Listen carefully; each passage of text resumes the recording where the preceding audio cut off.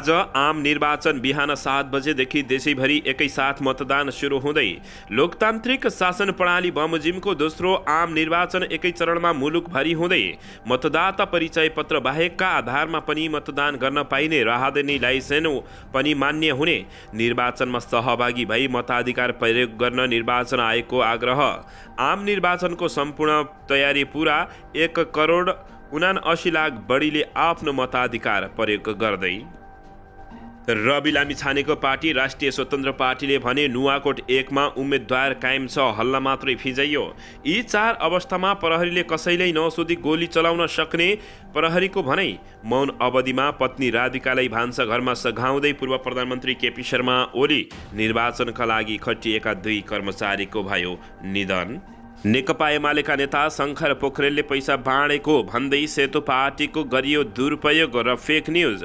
Booth कब्जा रोक्न दोलखा, धनगढी र बाजुरामा प्रहरीको छुट्टै कमान्डो दस्ता।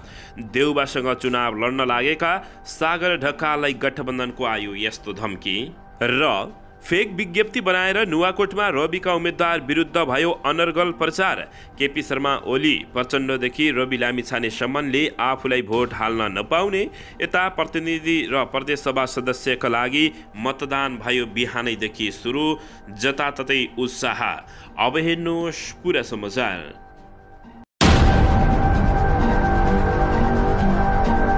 दर्शक महानुभावहरू नमस्कार। नेपाली न्युज टिभीको न्युज बुलेटिन खबरमा यहाँहरूलाई हार्दिक स्वागत छ। सदाझै आज पनि तपाईँहरूमाझ देश तथा विदेशका महत्त्वपूर्ण समाचार अपडेटका साथ उपस्थित भइसकेका छौँ। दर्शक महानुभावहरू, हामीलाई तपाईँहरूले कहाँदेखि हेर्दै हुनुहुन्छ नेपाल भए जिल्ला र ठाउँको नाम लेख्नुहोला। यदि विदेशमा हुनुहुन्छ भने आफू रहेको देशको नाम पनि लेख्न नभुल्नुहोला। र हाम्रो च्यानल नेपाली न्युज टिभीलाई अहिलेसम्म पनि सब्सक्राइब गर्नुभएको छैन भने सब्सक्राइब गर्नुहोला, साथै सँगै रहेको बेल आइकनलाई दबाउन पनि नभुल्नुहोला। आउनुहोस् दर्शक महानुभावहरू, आजको विशेष खबरतर्फ लागौँ। दर्शक महानुभावहरू, मतदान गर्न जाँदै हुनुहुन्छ, तपाईँहरूलाई एउटा सन्देश रहेको छ। नेपालमा केही खराब मुठीभरहरू दलमा फँसेको छ। दर्शक महानुभावहरू, रवि लामिछाने अर्थात् मसँग वा हाम्रो पार्टीसँग तपाईँका लाख असहमति होलान्, ती हामी सल्ट्याउँला, तर देशलाई चरम भ्रष्टाचार र व्यथितिको यो दलदलबाट बाहिर निकालौँ, हामी आँट गरेर आएका छौँ भनेर रवि लामिछानेले भन्नुभएको छ। यसपटक हाम्रो हात समाउनुहोस्। यो चेतना, लहर, उत्साह र आशा देखिन अर्को युग पर्खिनुपर्छ कि हामी फेरि अर्को एउटा सिङ्गो युग बर्बाद पार्न सक्छौँ भनेर प्रश्न गरेका छन्। घरबाट भोट हाल्न निस्किँदै गर्दा सोच्नुहोला, हामी बीचका असहमतिको उपचार छ, तर यो व्यथितिको अर्को उपचार र उपाय नभएको पूर्व पत्रकार रवि लामिछानेले बताएका छन्। दर्शकबिन, यसैबीच आउनुहोस् पहिलो खबरतर्फ लागौँ। आगामी 5 वर्षका लागि प्रतिनिधि र प्रदेशसभा सदस्य चयनका लागि आज देशैभर मतदान सुरु भएको छ। मतदान सुरु हुनु अघि नै मतदान केन्द्र पुगेर लाइनमा बसेका मतदाताले 7 बजेदेखि मतदान गर्न थालेका हुन्। प्रत्यक्षतर्फ 165 सिटका लागि देशभर 2412 जना उम्मेद्वार प्रतिस्पर्धामा उत्रिएका छन् भने दर्शकबिन, जसमा 1545 दलका र 867 स्वतन्त्रका उम्मेद्वार रहेका छन्। यस्तै प्रदेशसभाका लागि 3224 जना उम्मेद्वार प्रतिस्पर्धामा उत्रिएका छन् भने त्यसमध्ये 2130 जना दलका र 1094 जना स्वतन्त्र रहेका छन्। यसपटक देशभर 91,41,806 पुरुष, 88,47,579 जना महिला र 185 अन्य गरी 1,79,88,570 मतदाता रहेको खबर प्राप्त भएको छ। दर्शकबिन, यसैबीच आउनुहोस् अर्को समाचारतर्फ लागौँ। देउबासँग चुनाव लड्न लागेका सागर ढकाललाई गठबन्धनले धम्की दिएको छ। प्रतिनिधि सभा निर्वाचनका लागि प्रधानमन्त्री शेरबहादुर देउबासँग लड्न लागेका डडेलधुराका उम्मेद्वार सागर ढकालले आफूलाई पोस्ट डिलिट गर भनेर धम्की आएको खुलासा गरेका छन्। निर्वाचनको अघिल्लो दिन साँझ उनले सामाजिक सञ्जाल फेसबुक मार्फत आफूलाई पोस्ट डिलिट गर्न धम्की आएको बताएका हुन्।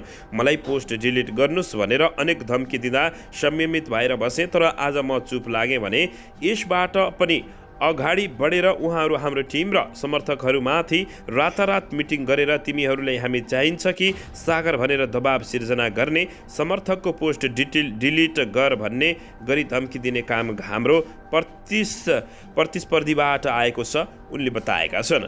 त्यस्तै उनले संयमित हुन आग्रह गर्दै लेखेका छन्, सबैले निर्वाचनको अन्तिम समयमा धाँधली नगरी संयमित भइदिनु हुन अनुरोध गर्दछौँ। हामीले पैसाको घाँटी पनि सक्ने गरी रोक्न प्रयास गरिरहेका छौँ। बत्ती निम्ने बेलामा धपक्क ठुलो गरी बोल्छ। त्यस्तै यो गठबन्धनले अन्तिम समयमा सिद्धिनु अघि अलिक दुःख दिन सक्छ भनेर उनले बताएका छन्। साथीहरू सचेत रहनुहोला, निडर रहनुहोला। सबैलाई यो भोलिको निर्वाचन निष्पक्ष र मर्यादित बनाइदिनु हुन हार्दिक अनुरोध गर्दछु भन्दै सागर ढकालले दर्शक महानुभावहरू अपिल गरेका छन्।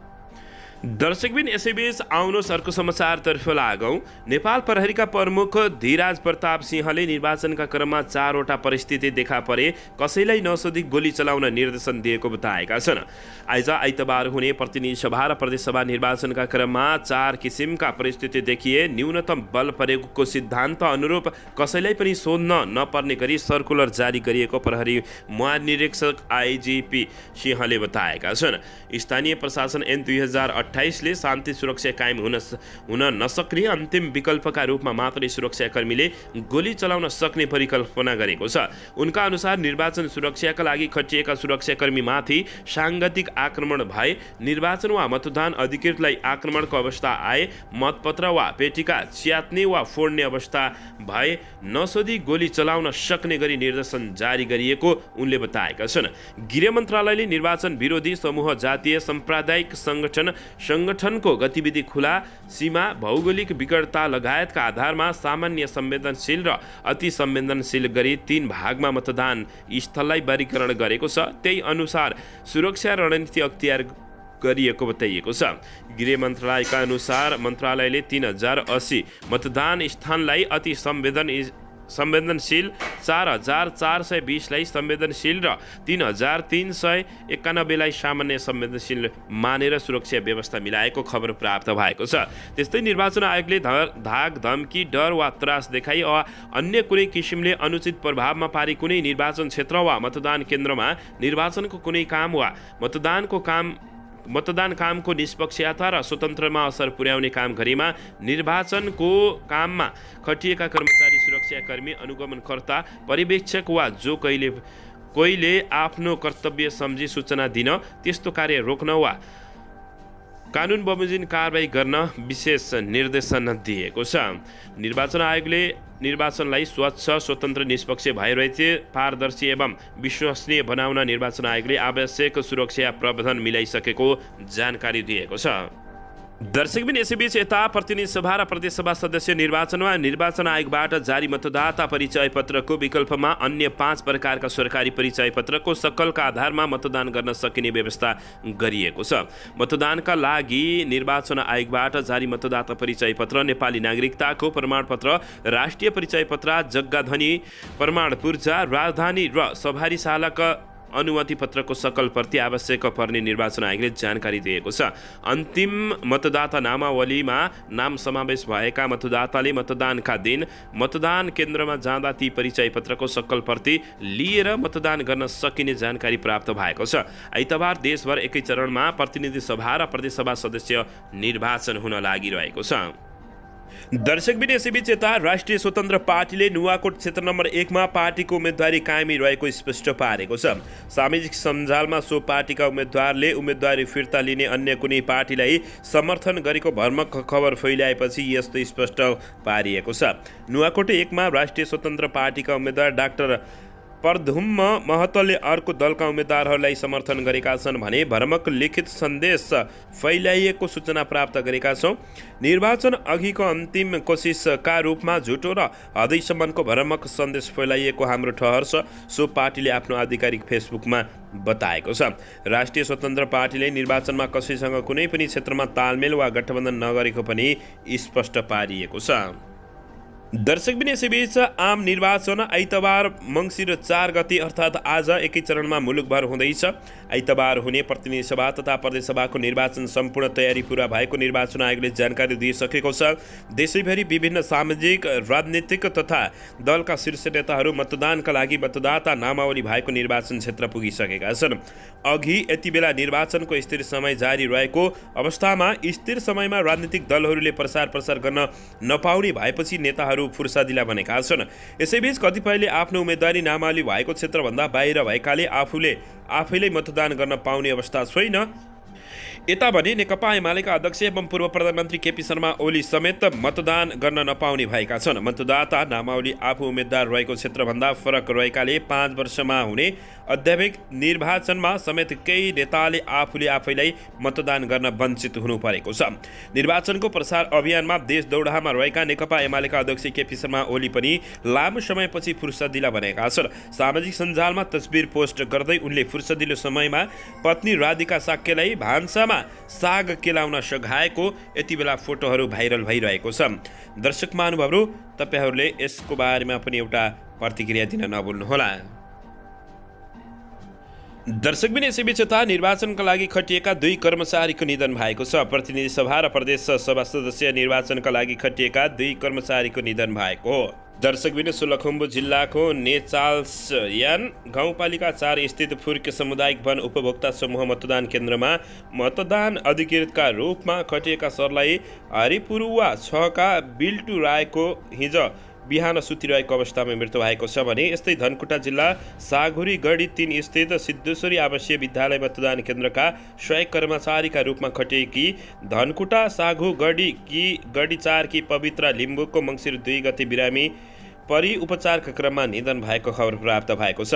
निर्वाचन आयोगका प्रवक्ता शालिग्राम शर्मा पौडेलले हिजो शोक विज्ञप्ति जारी गरी दिवंगत कर्मचारीहरूप्रति श्रद्धाञ्जली व्यक्त गर्दै शोक सप्तान्त परिवारहरूमा समवेदना व्यक्त गरेका छन्।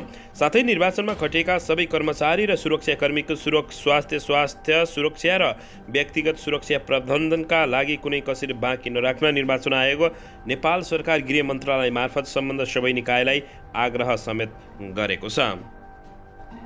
दर्शकबिन यसैबीच यता मतदान अधिकृत र मतदान स्थलमा खटिएका सुरक्षाकर्मीलाई दबाव र प्रभावमा पारेर दलका कार्यकर्ताले नतिजा आफ्नो पक्षमा पार्न बुथ कब्जा तथा फर्जी मतदान गर्न सक्ने जोखिम औलाउँदै प्रहरी प्रधान कार्यालयले दोलखा, कैलाली र बाजुरामा विशेष कार्यदलबाट छुट्टै कमान्डको दस्ता परिचालन गरेको छ। दस्तालाई वर्दी र सादा पोसाकमा रेकी गर्न र आवश्यक परे बल परेकोबाट स्थिति नियन्त्रणमा लिने भनिएको छ।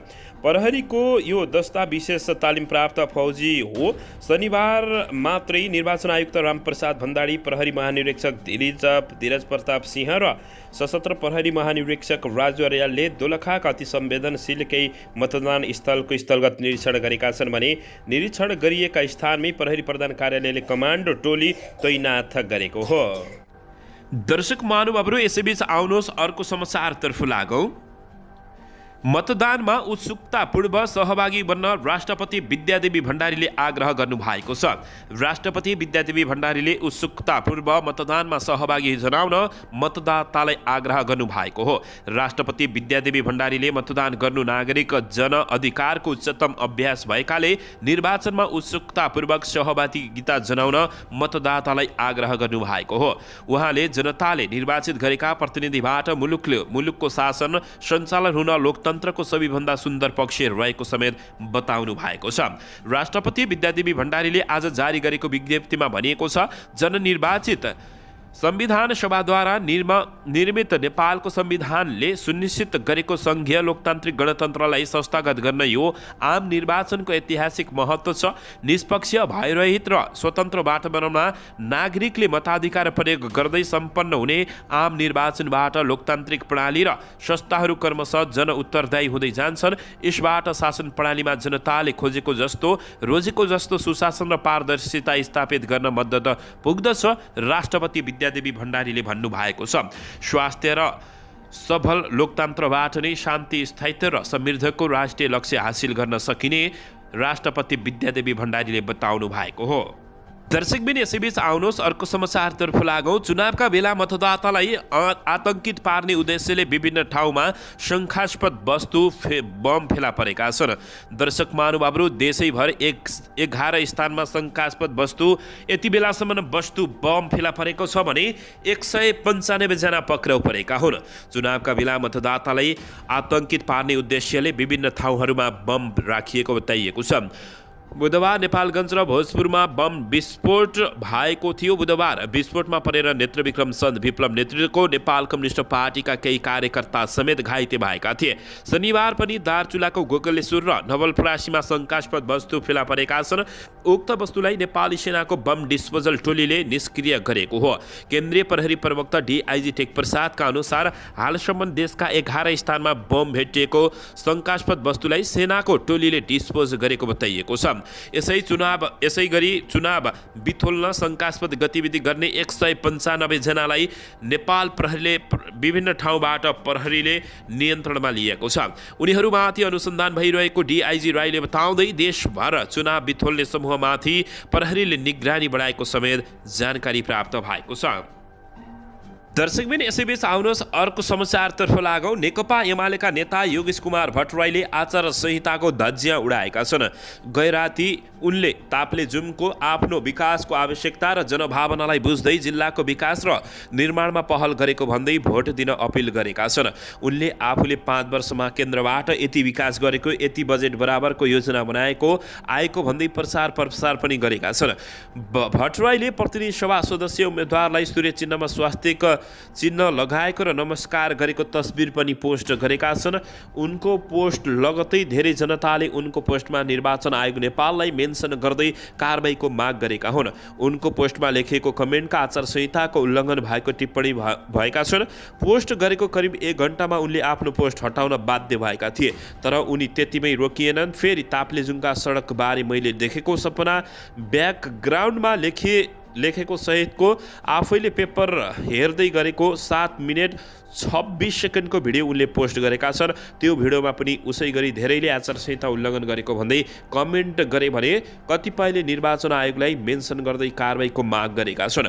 मौन अवधिमा सबैले आचार संहिताको पालना गर्नुपर्नेमा उम्मेदवारले उल्लङ्घन गरेपछि उम्मेदवारप्रति प्रश्न उठेको विपक्षीले बताएको छ। यता भट्टराईले भने आफूलाई जानकारी नै नदिई फेसबुकमा प्रचार सामग्री पोस्ट भएको र उक्त सामग्री हटाइएको जानकारी दिएका छन्। दर्शकबिन यसैबीच यता विदेशमा बस्ने नेपालीलाई मताधिकार नदिएको भन्दै NRN माल्टाले आपत्ति जनाएको छ। देशमा निर्वाचन नजिकै गर्दा आफूहरूले मताधिकारबाट वञ्चित हुनुपर्नेको भन्दै विदेशमा रहेका नेपालीले दुखेसो पोखेका छन्। NRN माल्टाले विदेशमा रहेका नेपालीलाई अझै पनि मतदान गर्ने अधिकार नदिएको गुनासो गरेका हो। NRN माल्टाका अध्यक्ष भुवन अर्यालले देशलाई आर्थिक सम्पन्नताका लागि पहल गर्ने नेपालीलाई मताधिकार नदिने सरकार र निर्वाचन आयोगको प्रवृत्तिले दुखी तुल्याएको बताएका छन्। 2075 सालमै सर्वोच्च अदालतले विदेशमा बस्ने नेपालीका लागि पनि मतदानको व्यवस्था गर्न भन्दै गरेको निर्देशनात्मक आदेश लागू गर्न निर्वाचन आयोग तयार नहुँदा हामी मताधिकारबाट वञ्चित भएका छौँ, अर्यालद्वारा जारी विज्ञप्तिमा भनिएको छ। निर्वाचनमा ठूलो प्रभाव पार्न सक्ने मतदातालाई मौन बसाएर हामीले पठाएको रेमिट्यान्स मात्र चलाउने शैलीप्रति दुखी भएको उनले बताएका छन्। दर्शक महानुभावहरू यसको बारेमा पनि तपाईहरूले के भन्न चाहनुहुन्छ अवश्य पनि प्रतिक्रिया दिन नभुल्नुहोला।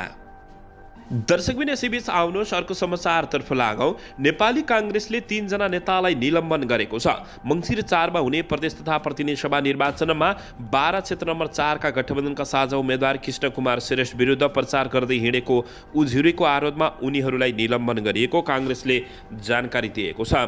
काङ्ग्रेसको केन्द्रीय अनुसन्धान समिति संयोजक आनन्द प्रसाद ढुङ्गनाले शनिबार प्रेस विज्ञप्ति जारी गरेर पार्टी सदस्य समेत नरहने गरी उनीहरूलाई निलम्बन गरेको बताएका हुन्। निलम्बनमा पर्नेहरूमा 12 जिल्लाका उपसभापति अमिरीलाल राउत, जिल्ला सदस्य हरिप्रसाद थपलिया र क्षेत्रीय प्रतिनिधि सुनिल डोडारी रहेको जानकारी प्राप्त भएको छ।